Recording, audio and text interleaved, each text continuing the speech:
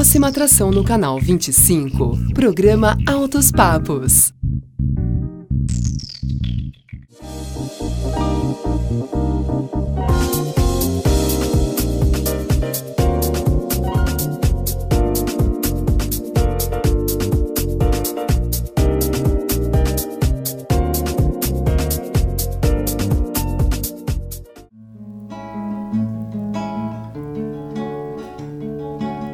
E aí, tudo bem com você? Está começando mais um Altos Papos aqui pelo canal 25 da NET. Como sempre, eu inicio o nosso programa agradecendo a sua audiência. Você que escolheu o canal 25 para te fazer companhia, está aí no domingão, na nossa forma inédita, aos domingos, das 6 às 7 da noite. Muito obrigado pela sua audiência, muito obrigado pelo seu carinho. E você que está nos assistindo aí em uma das 3 reprises diárias também, obrigado pela sua audiência. Só lembrando que se por acaso você precisar sair, diariamente nós estamos no ar aqui no canal 25, 00:30, tá bom? E você que quer assistir outros programas que você perdeu, pode ir lá no nosso canal no YouTube, Altos Papos com Robson Marcelo.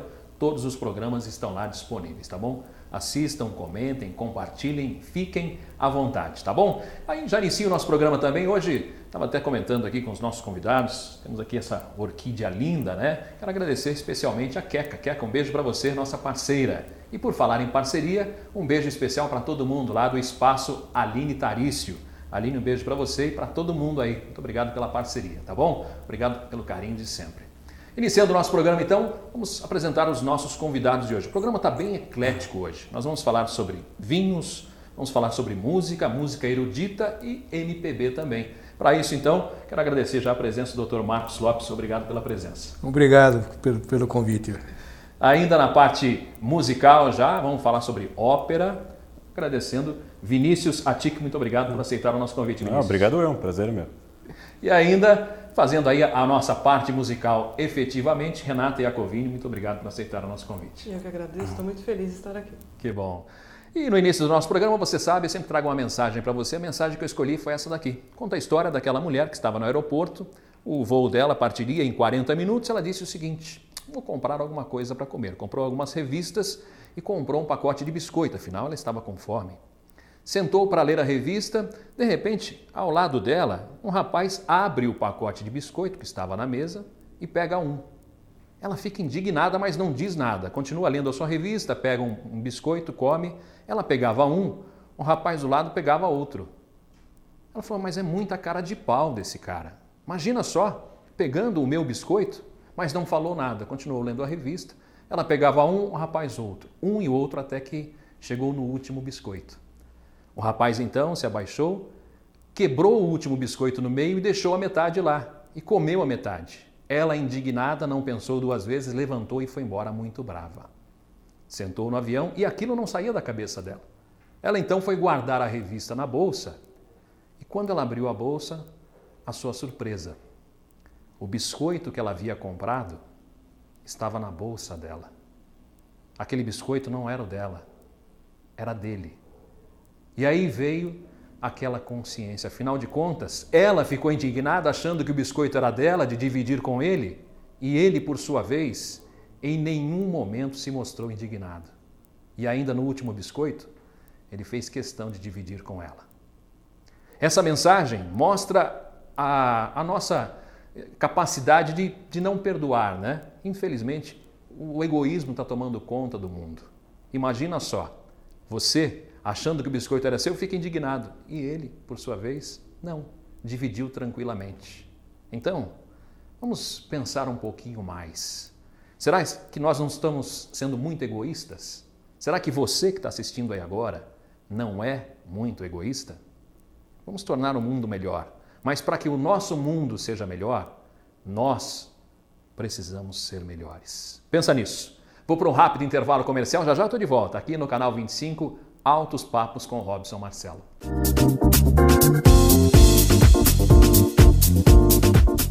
Vem para Móveis Cedro. Aqui você encontra o estofado com a medida, a qualidade e o preço que você procura.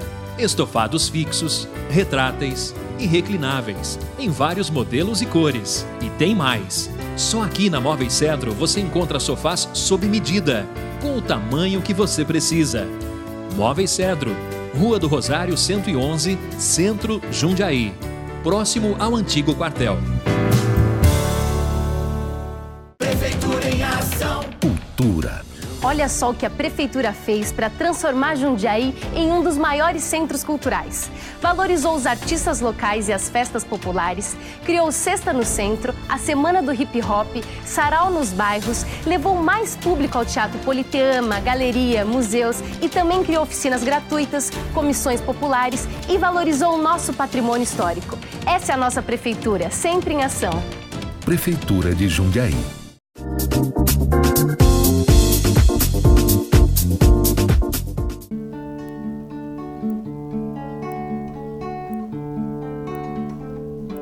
Já estamos de volta, Altos Papos com Robson Marcelo aqui pelo canal 25 da NET e sempre no início do nosso programa faço questão de falar do livro.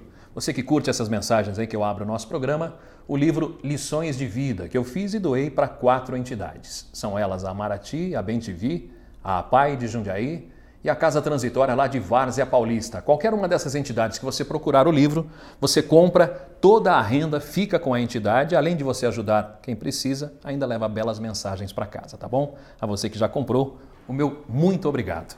Vamos iniciar o Altos Papos de hoje então com o nosso primeiro convidado, mais próximo aqui, doutor, mais uma vez, doutor Marcos Lopes. Mais uma vez, obrigado por aceitar o nosso convite. Eu fico agradecido em estar em Altos Papos com o Robson Marcelo. Dr. Marcos é um especialista em vinhos, mas antes de entrar nesse assunto que eu gosto tanto, espero que você goste também e que você aprenda um pouquinho, porque é sempre bom, né? Mesmo que você já entenda um pouco, a gente sempre vai aprender um pouco mais. Vamos conhecer um pouquinho do nosso primeiro convidado. Fala um pouquinho do seu currículo. Você é de Jundiaí? Não? Sim, eu nasci em Jundiaí, já faz um tempinho. E moro em Jundiaí, sempre estive em Jundiaí.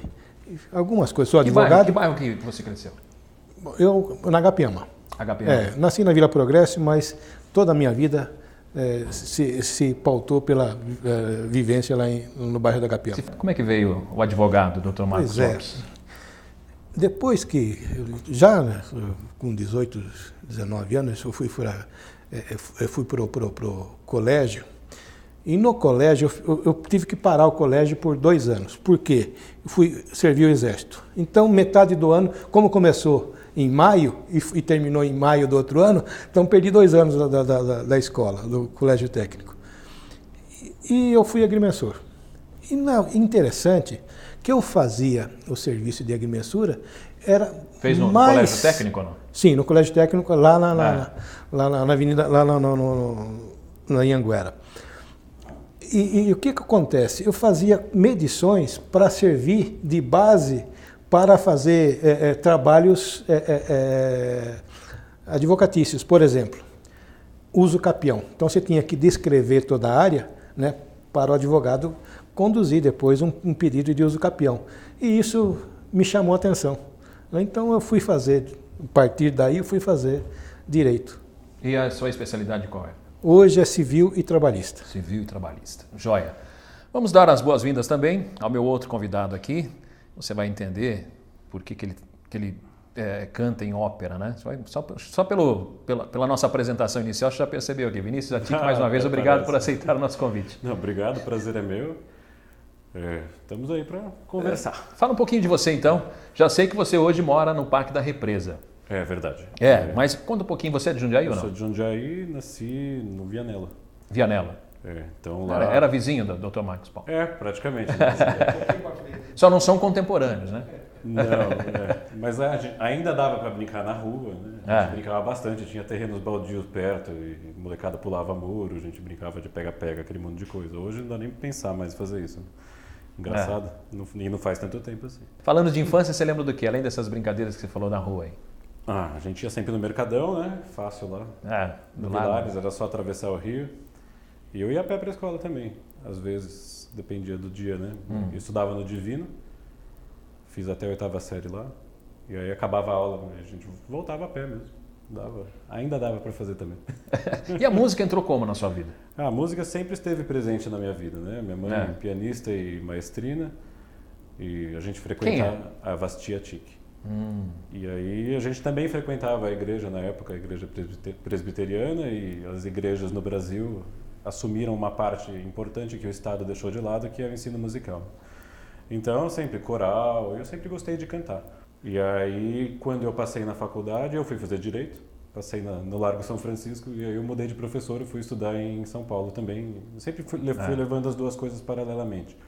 Até que uma hora a música falou mais alto e eu fui só para música. Mas eu terminei o curso, inclusive prestei concurso, cheguei até a fase oral do Ministério Público e eu deixei para lá. Fez OAB?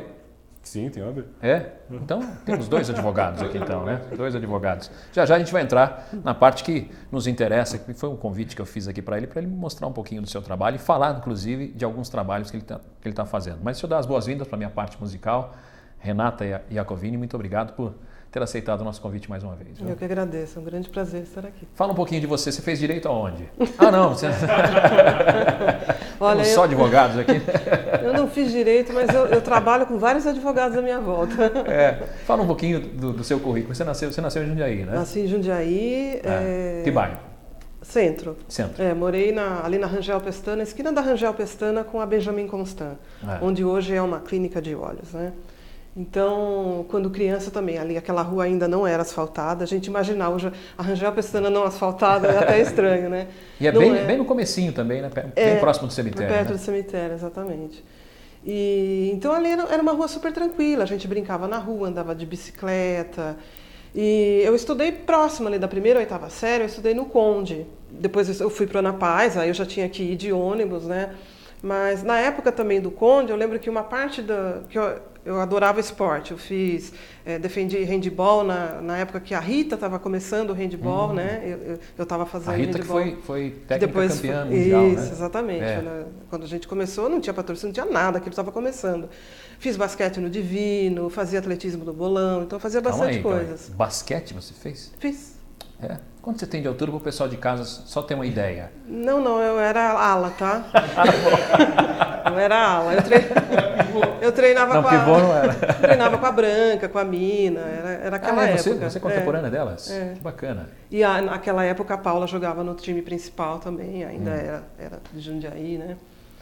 Então eu praticava bastante esporte. Então tinha uma época no Conde que uma parte da educação física era feita lá, a gente chamava de clubinho, que era lá embaixo, perto da barreira, onde tem os campos de futebol e tal. Então eu também descia aquilo a pé, voltava a pé. Né? Eu fico imaginando hoje, né? É muito difícil. A criançada não...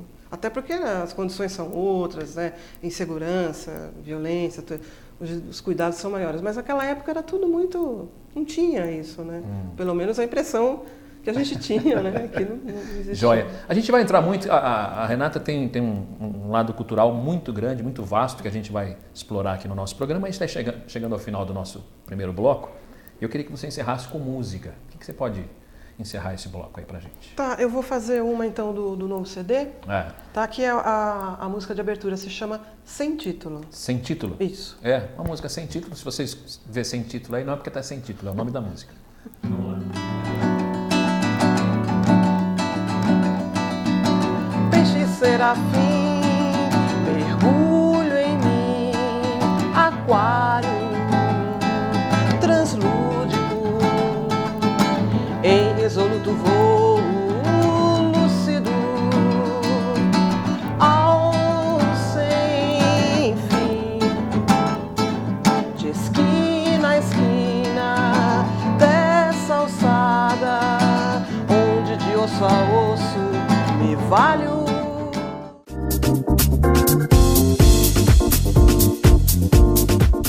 Prefeitura em ação. Obras por toda a cidade para melhorar a vida das pessoas. Esse é o novo complexo viário da Ponte São João, que melhorou muito o trânsito da região. Reforma de áreas de lazer, centros esportivos e academia ao ar livre.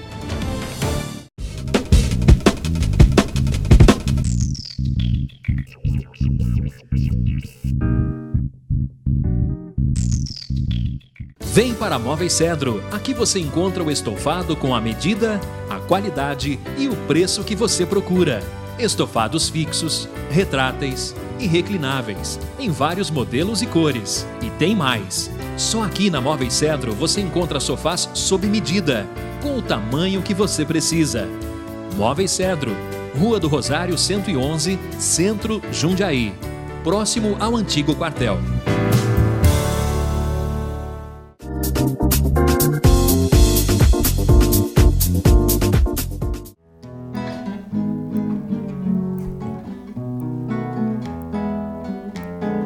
Já estamos de volta, Altos Papos aqui pelo canal 25 da NET. Se você está chegando agora, seja muito bem-vindo. Obrigado por escolher o canal 25 para te fazer companhia. O programa está muito eclético hoje. Estou recebendo aqui o doutor Marcos Lopes, que já vai entrar no assunto principal. Afinal de contas, ele veio para falar sobre isso, sobre vinho. Ainda estou recebendo aqui o barítono, ele que está fazendo sucesso em algumas peças, e a gente vai falar sobre isso também nesse segundo bloco, Vinícius Attic, e ainda na parte musical, Renata Iacovino. Deixa eu voltar com a Renata. A Renata, ela encerrou o último bloco cantando pra gente, mas eu quero saber como é que começou a música na sua vida, Renata. Bom, eu mais ou menos com 8 anos, né, minha mãe me colocou na aula de piano, mas depois eu já fui pro violão. Acho que ela sentiu que eu não estava tendo muita afinidade com o piano, e eu fui para o violão. E no violão popular, o violão me puxou para o canto, porque nas aulas você tinha que cantar se acompanhando. E eu peguei um gosto muito grande pelo canto e pelo violão. Aí eu não largava mais o violão, estudava muito em casa e também nas aulas. E daí eu comecei a tocar assim, muito informalmente, mas assim, eu já tinha algo com a música que eu vislumbrava, que eu desejava fazer. Não sabia, não tinha nada ao certo ainda o que, e se ia, né, rolar alguma coisa. Mas a minha paixão veio daí. Aí eu já comecei a ouvir música popular brasileira, né, os grandes eu ia perguntar isso, compositores. quais foram as suas influências? Olha, assim, como compositores, né, o Chico, o Caetano foram as minhas grandes referências, né, Gil. Depois, como intérpretes, né, a Bethânia, Elis, Gal, que eram as referências aí que eu tive mais ou menos em meados dos anos 80, era o que eu ouvia bastante. Tá. Como é que é o seu processo de criação? Você é compositora também, a música vem primeiro, a letra vem antes e depois você coloca a música, como é que é? Não, no meu caso, a letra vem primeiro, sempre primeiro, depois a música.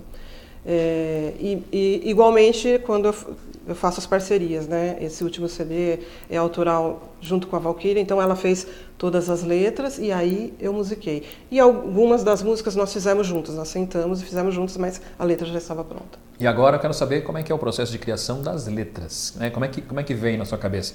Você está deitada e de repente vem alguma coisa que você tem que escrever, ou você para e escreve uma letra? Fala, vou escrever uma letra agora. Não, normalmente a coisa vem, não é nada programado. É uma ideia que vem, que surge, seja lá onde eu estiver, a ideia surge. Não necessariamente quando eu estou em casa ou buscando alguma ideia, surge. Ou eu vejo algo, eu lembro de algo, ou algo mesmo que eu estou sentindo, por aí. Tem muito disso? Você está, de repente, apaixonado e sai uma música romântica? Não, tem sim. É que assim, eu não sou muito autobiográfica no que eu faço. Lógico, isso sempre tem algo que passa, né? Mas as minhas coisas não são muito evidentemente autobiográficas. Então, eu acho que é muito mais de você imaginar coisas, né? E tem aquela história, né? De o poeta é um fingidor, né? E finge o que sente e tal. Eu acho que quando você... Finge que a dor que devera sente. A dor que devera sente, né? Fernando Pessoa. Quando você escreve uma história, seja em prosa, em verso, para mim eu estou vivenciando aquilo. Eu sinto aquela dor, eu sinto aquela alegria, eu sinto aquela angústia. É mais ou menos como se fosse um ator, né? Que está ali, um personagem vivenciando aquilo.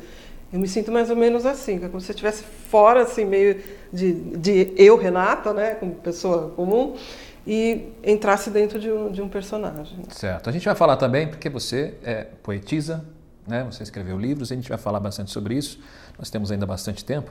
Mas deixa eu dar o pontapé inicial aqui com o Dr. Marcos Lopes para falar sobre vinhos, que é uma paixão minha. Vou dizer que eu aprendi a tomar vinho faz uns 15 anos. Aprendi a tomar vinho e eu vou perguntar para ele se eu estou correto a falar isso. Aprender a tomar vinho. É isso mesmo, Dr. Marcos? Eu queria que você tenha razão.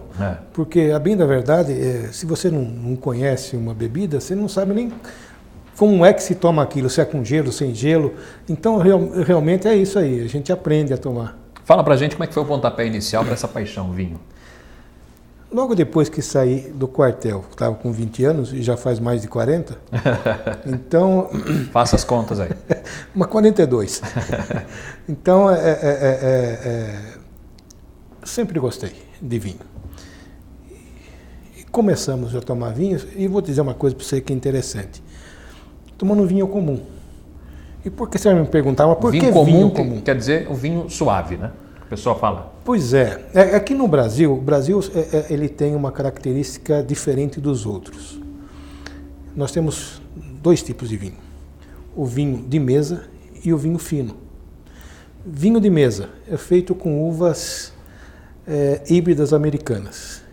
E o vinho fino é feito com uvas europeias. E por que só no Brasil tem isso? Porque é o seguinte, até 1808, o Brasil tinha uma reserva de mercado. Nós não poderíamos fazer nada que a coroa fizesse. E Portugal, que era a coroa, que era quem gerenciava o Brasil, fazia vinho e faz vinhos muito bons. Então nós não poderíamos fazer vinhos aqui para concorrer com a coroa.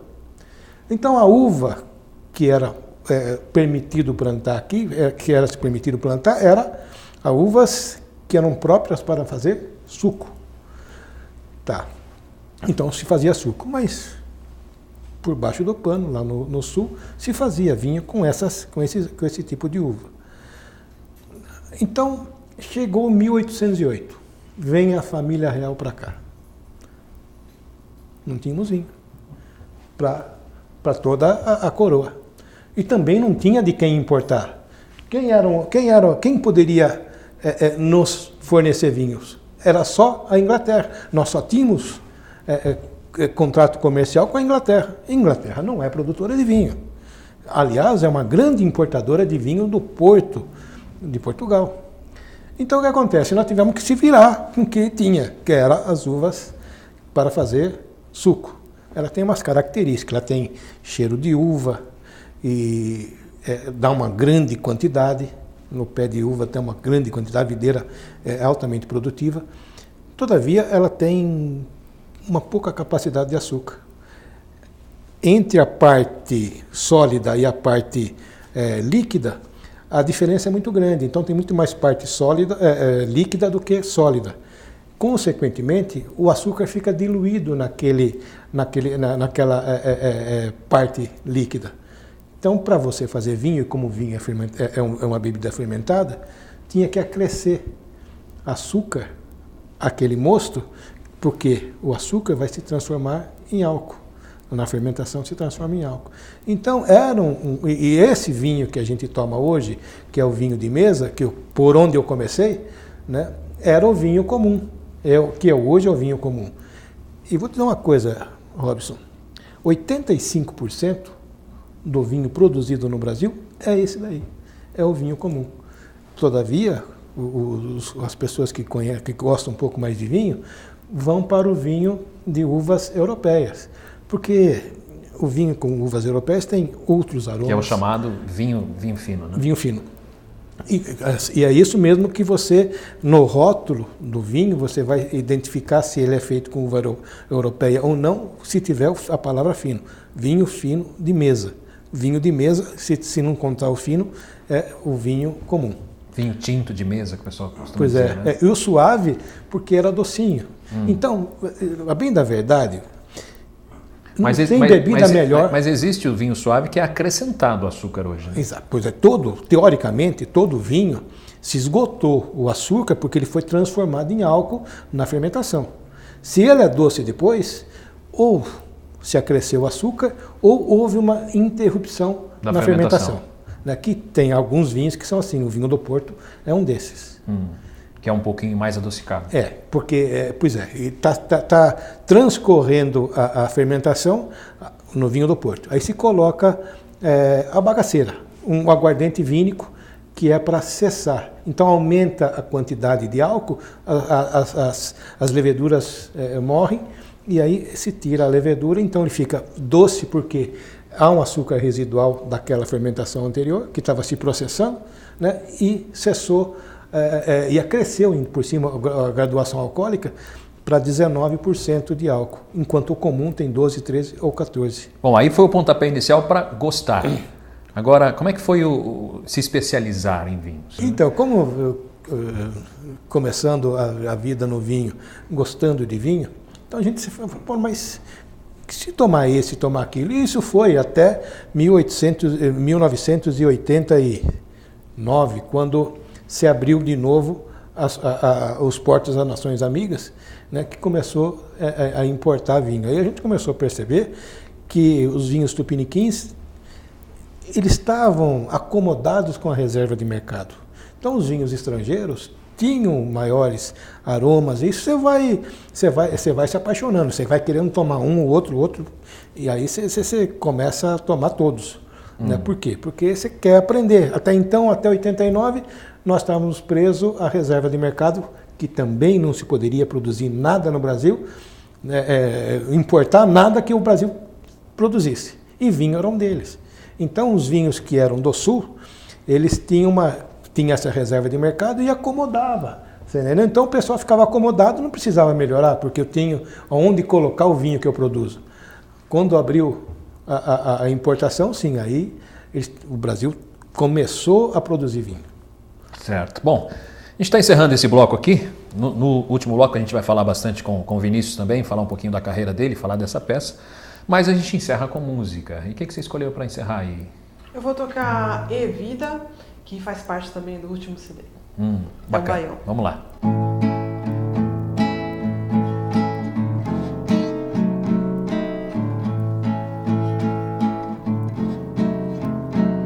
A vida ensina,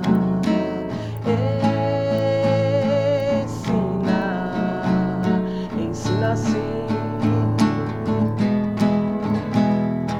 Não espero nada das pessoas, eu sou uma pessoa. Não espere nada de mim. A vida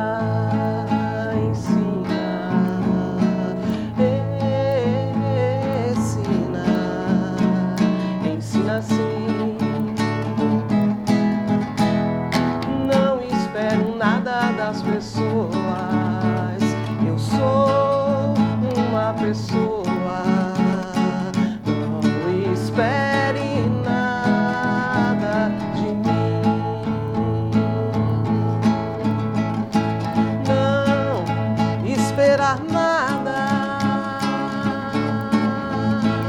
Em suma, não é esperar coisa nenhuma.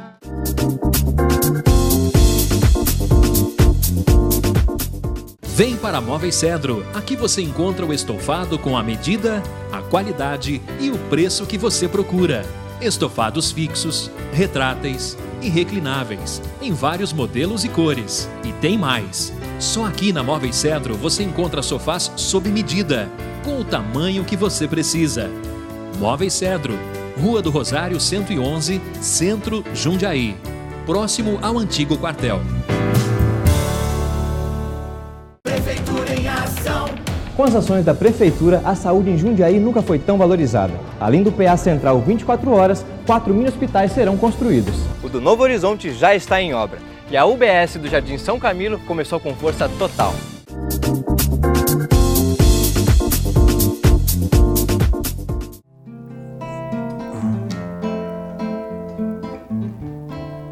Já estamos de volta a Altos Papos aqui pelo canal 25 da NET e hoje Altos Papos diversificado demais. Já falamos sobre vinhos aqui, falamos sobre música, sobre poesia, já a gente vai entrar especificamente em poesia com a Renata, mas vou voltar aqui com o Vinícius Attic. O Vinícius Attic, que é cantor de ópera, ele é barítono. Primeiro que eu quero saber, como é que se diferencia isso, Vinícius? Sim, vamos começar com uma explicação básica. Por favor. As vozes se dividem, na maior classificação delas, entre masculina e feminina. Né? Em cada uma dessas vozes, masculina e feminina, a gente tem 3 subdivisões básicas que são de acordo com a altura da voz. Então, com aguda ou central ou grave é. Então, para as mulheres tem a soprano, que é a mais aguda, a mezzo-soprano, que está no meio, e as contraltos, que são muito raras, deve ter umas 2, 3 no mundo hoje que tem mesmo essa voz bem grave, que é quase um tenor já, de tão grave que é. E os homens também do mesmo jeito. Os tenores são as vozes agudas, e os barítonos são as vozes intermediárias, e os baixos são as vozes bem graves, que os russos são os maiores, né? Os baixos russos são famosos pela gravidade da voz. Assim, você é barítono, mas você poderia, por exemplo, fazer um tenor? Não, porque minha voz não chega. Não chega? Não chega, né? A tessitura da voz é determinada pela... Bom, várias coisas, né? Mas o tamanho da laringe, a grossura da laringe e como as pregas vocais vibram. Então, de acordo com... Para baixo você consegue, então? Eu consigo para baixo, mas não tão baixo quanto um baixo. Porque Você consegue dar um exemplo prático para a gente aí? Prático? Cantando. Já que você consegue para baixo, então faz um barítono e um para baixo. Não, dificilmente, né? Eu vou cantar, sempre que eu cantar vai soar como um barítono, nunca vai soar como um baixo, porque, por exemplo, né? Eu sou um barítono agudo, então eu canto algumas notas de tenor, mas não todas. Então, porque não chega, né? Não chega. Se eu tivesse que cantar uma área de tenor, eu morria no meio da área, porque é tanta insistência na tessitura. E como aguda, ópera, morre todo mundo no final mesmo? Então... Sempre morre todo mundo. Largo factotum della città largo, la la la la la la la la la. E aí vai indo. E o baixo sempre está bem mais para baixo, né? Então, pega uma área de baixo, por exemplo, dessa peça que eu estou fazendo, que é o Barbeiro, que chama La Calunnia. La Calunnia è un venticello. Ele canta sempre lá, bem grosso, né? Como as pessoas. E você consegue fazer falar. Algumas áreas, não consegue fazer algumas inteiro. coisas eu faço, mas nunca é assim... Você não consegue nunca fazer profissionalmente uma coisa que não seja para a tua voz, porque não soa como deveria soar. Muito legal. Mas vamos entrar já especificamente no Barbeiro de Sevilha, que é a peça que você está fazendo, que é sei lá, internacionalmente, intergalaticamente conhecida. O pessoal que mora em Vênus, Júpiter, Saturno conhece também, né? Alguns títulos de ópera são aqueles que assim, chegam à população em geral mesmo. Né? Eu vou ser sincero, eu conheci Barbeiro de Sevilha por causa do Pica-Pau. Então, justamente. Tinha o Pica-Pau, tinha a baleia cantante, alguns desenhos que retratam essa área famosa que é o Largo Factotum. Mas a ópera é uma coisa de 3 horas, né? E é uma história engraçadíssima. E o Barbeiro é uma das óperas muito famosas que são de conhecimento geral. Tem Carmen, tem Boêmia e algumas outras que... Conta pra gente como é que foi a sua chegada aí, como é que você foi escolhido para fazer? Para fazer o Barbeiro?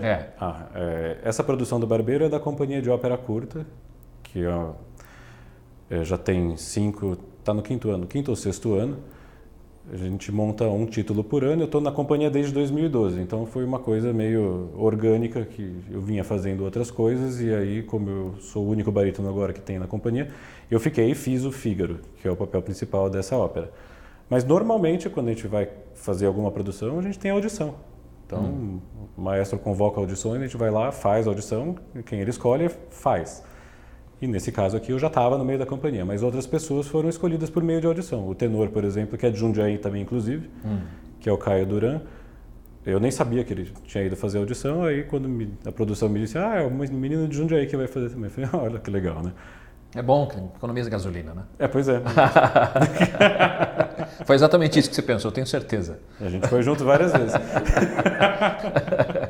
Mas sempre eu dirigi. Antes do Barbeiro de Sevilha, você fez quais peças? Eu fiz bastante coisa. Eu comecei, como eu disse, aos 13, a fazer aula de canto aqui. Depois que eu fui para São Paulo, com 18, 19, mudei de professor, fui estudar no Canadá, voltei, fui morar um tempo na Alemanha, voltei. Até que vozes graves normalmente acabam se desenvolvendo um pouco mais tardiamente. Então, por volta dos 28, 29, eu fui chamado para fazer assim, primeira produção mesmo profissional lá em Manaus, no Festival de Ópera. A voz, ela demora para estabilizar, não? Demora, assim, a voz fica bem... Eu me lembro que eu tinha uns 13 anos, o pessoal tirava muito sarro de mim, minha voz já era mais grossa que a maioria das crianças, mas eu dava umas desafinadas de vez em quando. Sim, isso... Você estava falando e dava uma escorregada, né? Tipo... Para os meninos, então, muito estamos comum aqui, mesmo. né? Dá uma escorregadinha. Mas eu achava que até uns 20 anos... É a hora que começa a mudar. As mulheres menos. Como elas têm menos mudança, então elas começam a cantar muito mais cedo. Então você vê soprano de 20, 17 anos cantando assim profissionalmente mesmo em tudo, mas... E por isso você vê crianças também fazendo sucesso e depois quando é adulto... Pois é, porque muda completamente, é outro instrumento. E homens não, e as vozes graves principalmente não. Elas vão amadurecer lá por volta dos 35 anos. Então eu cantei muito antes disso, mas assim, começou a ficar bom mesmo por volta dos 30. Então eu fiz 3 anos Festival de Manaus, já cantei em todos os teatros do país. Né? Cantei no Municipal de São Paulo, no Municipal do Rio, E agora, eu cantei em Belo Horizonte ano passado, e agora em agosto eu vou cantar em Ribeirão Preto, lá no Teatro Pedro II, numa produção nova do Morcego. Hoje você vive exclusivamente de música? Exclusivamente de música. É? E é possível viver? É possível, é muito difícil, mas é possível. Tem que ser muito bom, né? Não, tem que ter muita persistência. Acho que a palavra-chave na carreira musical no país é persistência. Porque você ouve muitos nãos, né? Muitos mais nãos do que uma pessoa que não está na área artística vai ouvir na vida inteira, você ouve num mês. Existe uma frase, não sei se você concorda, quero até que você comente sobre isso. A ópera ou você ama ou você odeia. Não tem aquele cara que fala, gosto mais ou menos de ópera. Acho muito difícil você gostar mais ou menos de ópera. Ou você gosta ou você não gosta. Mas olha, geralmente as pessoas que dizem que não gostam não conhecem. É muito comum isso. Não gosto de ópera. Já ouviu alguma vez? Não, nunca ouvi. Então, já assistiu? Né? Não assistiu, nunca assistiu. Como é que sabe que não gosta? Né? Tem que ir lá testar para ver se gosta. A resposta que nós temos tido com esse programa que é patrocinado pelo governo do estado, que é da Ópera Curta, a gente circula o interior inteiro do estado, é que as pessoas realmente não conhecem. E quando conhecem, passam a gostar. Porque os públicos vêm aumentando de ano em ano. E sempre a resposta é muito positiva, né? As pessoas vêm, seguem a gente pelo Facebook, seguem no canal do YouTube, seguem, fazem pergunta. E sempre que a gente volta, eles estão lá de novo, a mesma pessoa. Você percebe que é mais pessoas ligadas à música ou tem um público geral? Não, absolutamente de todas as áreas. É uma pena assim, que tem pouca divulgação por parte governamental, né? Porque a arte não visa dar lucro, esse tipo de arte. Joia. Eu vou explorar um pouquinho você aqui, porque, como eu te falei, a gente batendo papo, eu falei, eu quero explorar um pouquinho, se você conhece algumas óperas, algumas peças de coro, eu vou dar uma... O que você pode mostrar para o pessoal, peças conhecidas, um pedacinho para o pessoal? Por exemplo, na Carmen, que é uma ópera super famosa, tem a área do toureiro, que todo mundo conhece, né? Que é o toreadoranga. Essa é uma área de barítono, que é assim, super famosa. Né? Vamos lá então, um pedacinho. Votre toast, je peux vous le rendre, Seigneur, Seigneur, car avec les soldats, oui, les toreros peuvent s'entendre, pour plaisir, ils ont les combats. Le cirque est plein ce jour de fête, le cirque est plein du haut en bas. Les spectateurs perdant la tête, les spectateurs s'interpellent à grand fracas. E ela vai indo, e fica no... toreador, regarde, toreador, et songe bien lui, songe un combattant, cannelle noire te regarde, que l'amour t'attend, toreador, l'amour t'attend. Muito bom. Quer dizer, italiano, francês... tem que saber, né? Você tem que... Eu mesmo falo 6 línguas, mas assim, a maioria aprende só como fala a ópera. Aprende a cantar só. Aprende a cantar, mas faz muita falta. Agora eu vou ter que pedir um pedacinho, claro, do Barbeiro de Sevilha, para a gente encerrar aqui. Eu tenho que pedir isso para você. Faz um pedacinho. Não, vou fazer um pedacinho, tipo aquele que eu fiz, né? Vamos lá. Bom, deixa eu explicar então. A área do Fígaro, que é a área mais famosa do Barbeiro, é ele mostrando o que ele faz. Ele dizendo que ele é o faz-tudo da cidade e que todo mundo precisa dele, que mesmo depois de ele fazer o trabalho dele, que é de cortar o cabelo, fazer a barba, fazer a sangria, né, ele ajuda também no amor das pessoas, né, juntando as pessoas. É engraçadinho. Então vamos lá. Largo factotum della città largo, la la la la la la la la la, presto a bottega che lampeggia presto, la la la la la la la la la. Ah, che bel vivere, che bel piacere, che bel piacere per un barbiere di qualità, di qualità. Muito bom. Renata, como é que é para você? Você canta também, mas como é que é para você ver esse tipo de música? Como é que é? Música erudita, assim? Ah, nossa, eu sou fascinada. É quando eu fiz aula de canto, fiz durante 10 anos, né? Na verdade, isso é uma coisa que você tem que fazer constantemente. Mas, enfim, eu comecei a trabalhar, além de música, trabalhar com literatura, enfim, muitas coisas. Eu acabei, assim, estudo em casa agora, né? Faço os aquecimentos, os vocalizos em casa. Mas eu fiz durante 10 anos, né? Eu fazia canto popular, né? Mas por muitas vezes eu quis me arriscar a fazer canto Você sabe que tipo de voz que é a sua, não? Quando eu fazia aula, eu entrei como contralto e passei a ser mezzo. Tá? Porque a gente trabalhou essa coisa da tessitura, ela foi trabalhando, eu consegui, ela falou, não, você tem um alcance maior, vamos trabalhar isso, para de cantar lá embaixo. Agora eu já estou cantando lá embaixo de novo. Eu já virei contralto Mas de o novo. ruim de você cantar sempre no seu máximo é que isso pode prejudicar, né? Não, mas se você trabalhar, é lógico, você não vai passar... e você, lógico, não vai ter uma forma de você não se ferir. Você tem que fazer aquecimento, tudo direitinho. E você não vai ferir. E você também sabe qual é o máximo que você pode chegar. E você vai chegar aos poucos. Né? Você não vai de cara já estourar. É uma coisa gradual. Você vai trabalhando gradualmente. Bacana. Fala um pouquinho do seu lado escritora. Como é que é isso? Você é cantora, compositora, escritora, o que mais? Poeta, poetisa. Faço poesia e faço prosa também. Então, eu acho que a música e a literatura chegaram mais ou menos juntas, né? Eu fazia... O que facilita você ser poeta para escrever as músicas ou você ser música para escrever as poesias?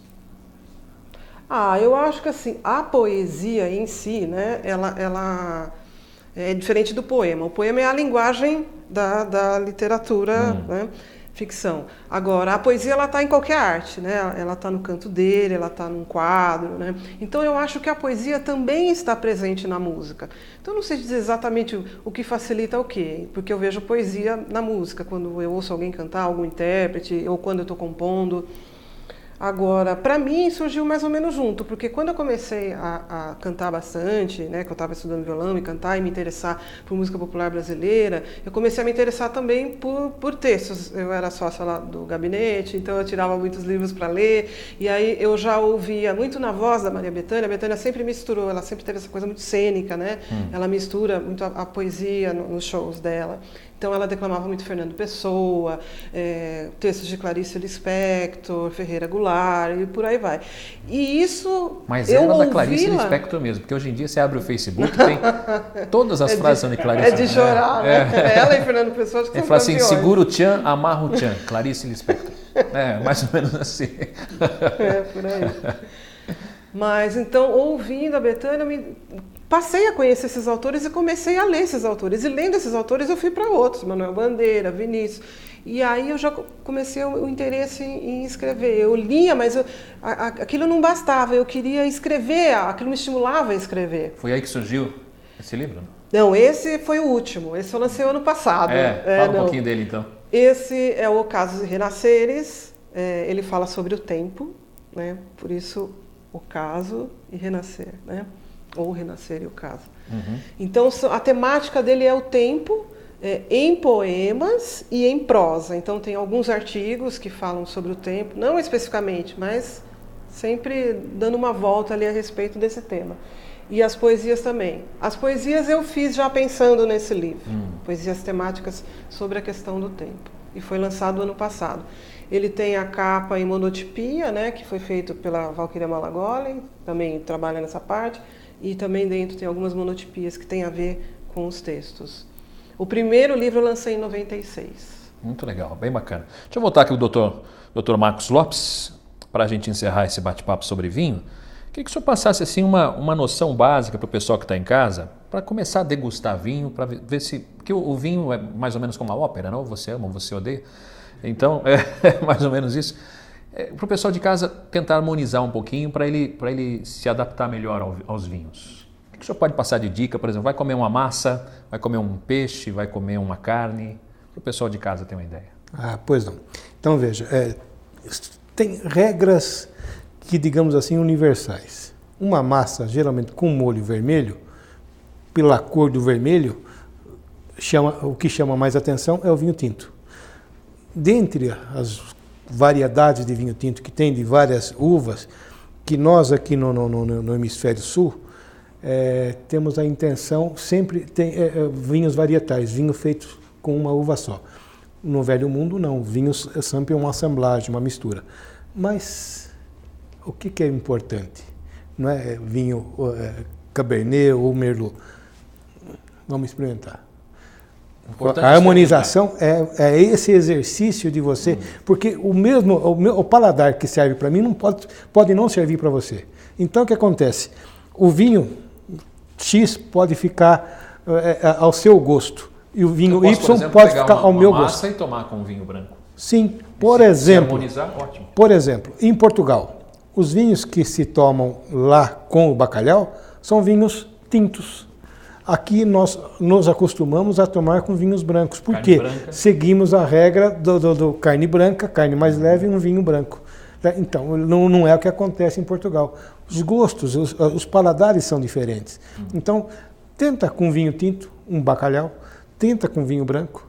Então, tem regra, né? Por exemplo, carne branca... Tem uma regra geral, mas não é... Não que ela seja totalmente aplicada. Não é lei, né? Por exemplo, chocolate.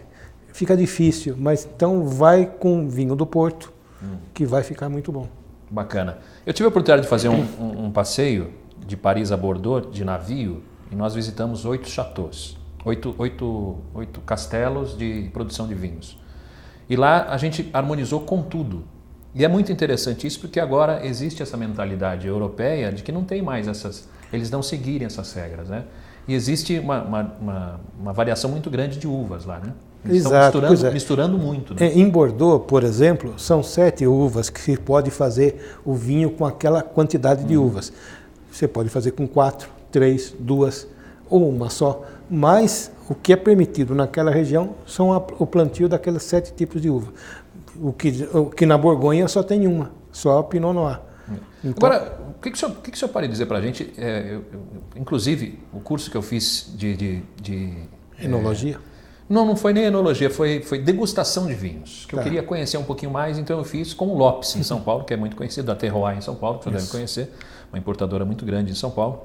E o Lopes é genial, ele conhece muito de vinhos. E ele me disse o seguinte, falou, Robson, acima de R$150 que você pagar no vinho, acima disso, você está gastando dinheiro à toa. Só preço. Eu queria saber como é que o senhor diferencia isso. Qual é a sua ideia sobre isso, sobre preço de vinho? Preços, se pegar um vinho de R$15 mil, por exemplo. Por exemplo, é preço. É preço, é fama do vinho. É como se fosse a marca, né? Exatamente, você está pagando a marca. E algumas particularidades que são também de marketing. Eu tenho dó, por exemplo, um amigo meu abriu um Romanée Conti de R$12 mil, eu falei, posso levar embora para casa? Vou depositar no banco nessa taça, não vou nem tomar. Deixa eu levar rolha. Pois são vinhos que têm fama, mas em tese, você tem razão. Passou de R$150, você está pagando preço, marketing, marca, exatamente isso. Até porque, só para ilustrar, eu comprei um Brunello de Montalcino lá na Toscana, lá em Florença, paguei 85 euros. Aqui custava R$2.752. Veja a diferença de preço entre lá e aqui. Então, quer dizer, tudo isso que você paga a mais aqui faz parte é uma loucura, do custo administrativo. Na Alemanha eu tomei vinhos maravilhosos de 6 euros. Pois é o que você encontra vinhos sensacionais, vinhos que você encontra no supermercado. Tomaria todo dia no supermercado, complicado. Bom, se alguém quiser conhecer um pouquinho mais de vinhos ou conhecer um pouquinho do Dr. Marcos Lopes, como é que faz? O senhor tem algum site, tem Facebook, o senhor costuma utilizar? Não? Pois nós voltaremos agora. Eu fui o fundador da Confraria Amigos do Vinho, Amigos de Jundiaí do Vinho. Então agora a gente vai voltar, no mês de julho, a gente volta a fazer degustações. Então, mensalmente faremos degustações. Se o pessoal de casa que estiver nos assistindo agora e quiser, de repente, participar de uma degustação, como é que faz? Tem algum telefone para entrar em contato? Não, é melhor pelo e-mail. Tá? malo.adv, abreviação de advogado. Marcos Lopes. Marcos Lopes, a abreviação ADV, que é a abreviação de advogado, @gmail.com. malo.adv@gmail.com. malo.adv. Ok. Quero agradecer demais a sua participação aqui, foi muito elucidativa. Só para terminar, ópera e vinho tem tudo a ver, né? Pois é, tem tudo a ver. Tudo a ver, né? Tudo a ver. No intervalo tem que tomar espumante. Obrigado pela participação, doutor. Muito obrigado. Quero agradecer também o Vinícius Vasti, que está nessa peça e recomendo a você. Já esteve aqui em Jundiaí, né? Já esteve em Jundiaí. Já esteve em Jundiaí. Agora, você tem algum local fixo ou são vários lugares? Não, são vários lugares. Tem uma agenda, quem quiser acompanhar. Companhia de Ópera Curta, é só procurar. Tem uma página, tem no Facebook também, por extenso, Companhia de Ópera Curta. E aí tem lá a agenda, o que vai ter as próximas coisas. Se alguém quiser conhecer um pouquinho mais de você, você está nas redes sociais? Tem o meu site, www.viniciusatic.com. Também estou nas redes sociais, só procurar pelo meu nome. Bacana. Quero agradecer demais a sua participação aqui. Imagina, o prazer foi meu. Muito abrilhantou aqui o nosso bate-papo. Muito obrigado.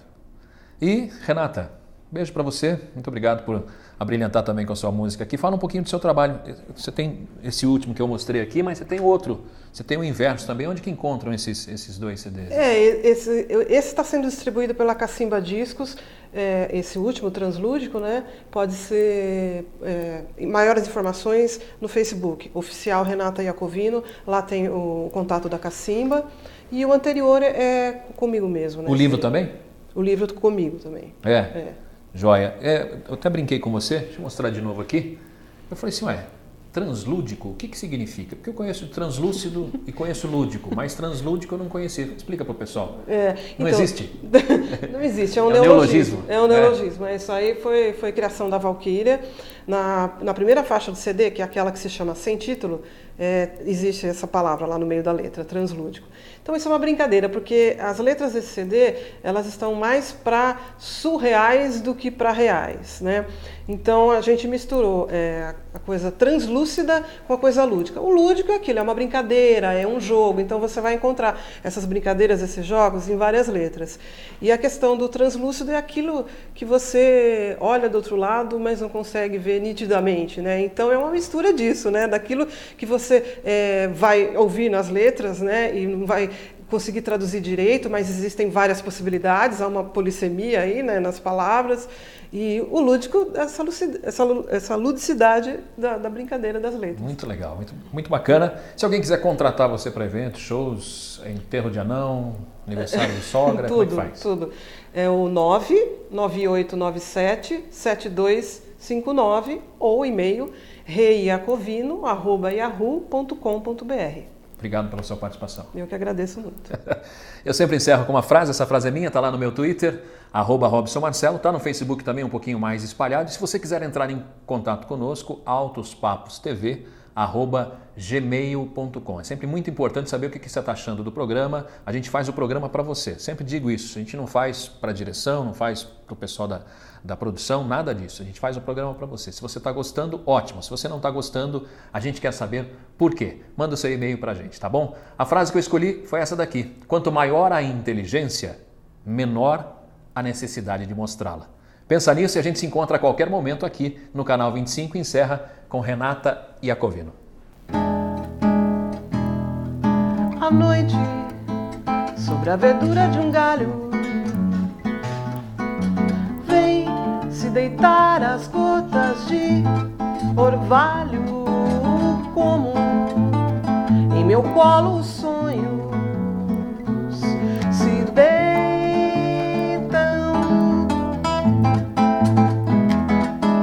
À noite, sobre a verdura de um galho, vem se deitar as gotas de orvalho, como em meu colo os sonhos se deitam.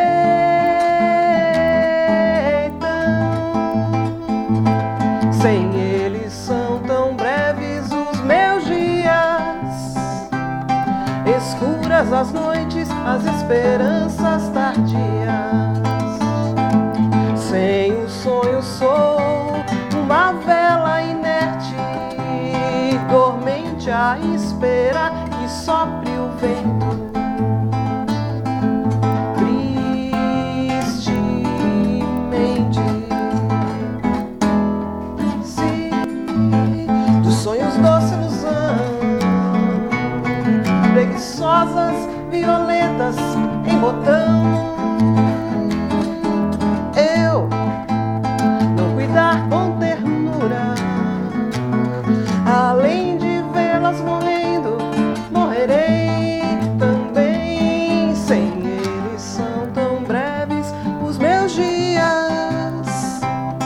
escuras as noites, as esperanças tardias. Sem o sonho sou uma vela inerte, dormente a esperar que só